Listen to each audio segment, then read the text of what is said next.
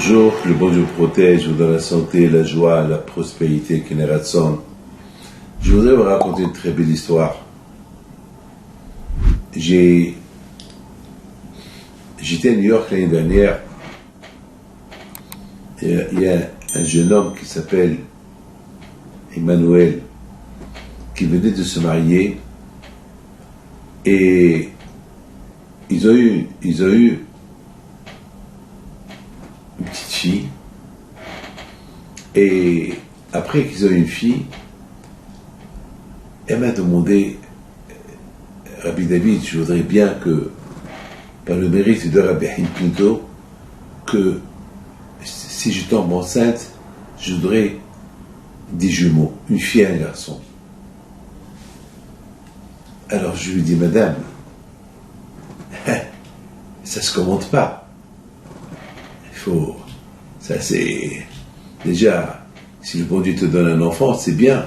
Là, tu fais une commande. Elle dit: je veux. Je dis: Madame, si tu veux, il faut faire attention à ce que tu manges. Je l'ai profité, parce que c'est des gens qui ne mangent pas cachère. Alors tu manges cachère, tu mélanges plus le viande et le lait. Je veux que tu jettes toute ta vaisselle. Et son mari, il la regarde. Parce que son mari est vraiment ça ce qu'il voulait, mais il a peur de sa femme. Il a beaucoup peur de sa femme. Alors, il la regarde. Elle le regarde et s'énerve un peu. Et lui dit: pourquoi tu me regardes? Non, elle lui dit: non, rien. Non, rien, simplement. Non. Alors moi, vite, j'ai vu qu'elle s'est énervée. Je dis: Madame, déjà, dis merci que tu as rencontré un homme qui t'aime, au lieu de lui crier. Qu'est-ce que tu veux qu'il te réponde? Tu veux qu'il te donne une gifle? Non. Je dis: alors parle-lui bien. Pourquoi le pauvre... Je vois qu'il a peur de toi. On dirait quoi?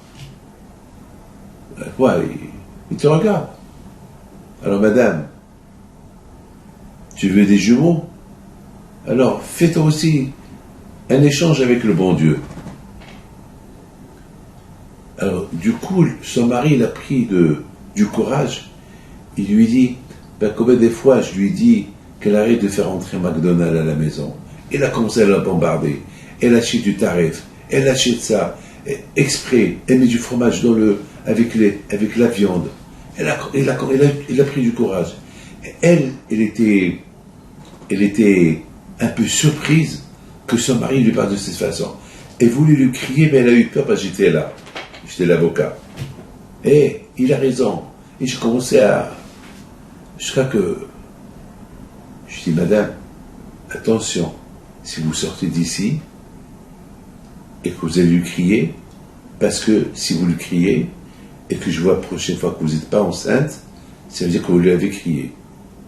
Non, je ne vais pas le crier. Non, ça y est, Rabbi, ça y est, je vais faire ce que vous me dites.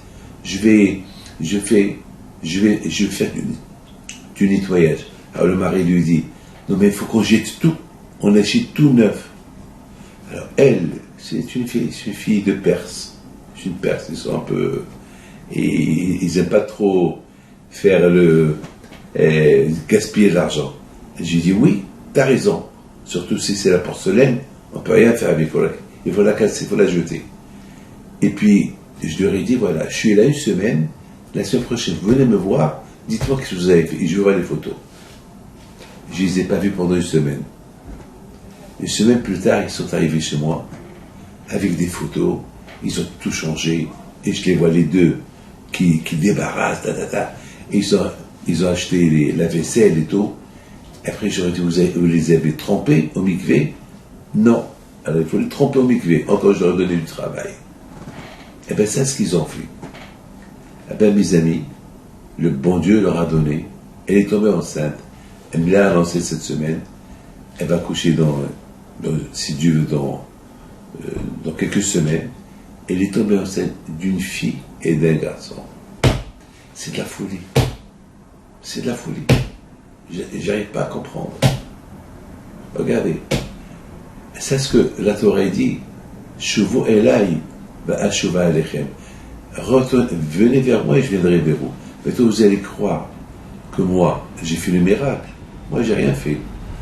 Dans cette histoire, c'est la femme qui a fait le miracle. C'est, mes amis, chacun de nous, il peut être Rabbi Haïm Pinto. Chacun de nous peut être Rabbi Shimon Bar Yochai. Chacun de nous.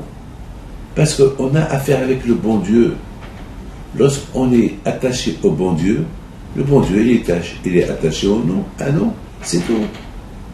C'est vrai, on allume les veilleuses. On prie. Mais mes amis, c'est Hachem. C'est Akadosh Baruch Hu. C'est lui le patron. Tu t'attaches à lui, il s'attache à toi. C'est tout. C'est quelque chose que chacun de nous, il doit avoir dans la tête. Voilà. Akadosh Baruch Hu, il vous donne la santé, bracha v'atzlaha, une autre génération, et qu'Hachem, il vous donne la joie. Voilà. Une prière d'une femme pas religieuse qu'elle est montée chez Hachem. Simplement, elle a fait ce qu'on lui dit de faire. Voilà. Que Hachem vous donne tout ce que vous désirez. Amen.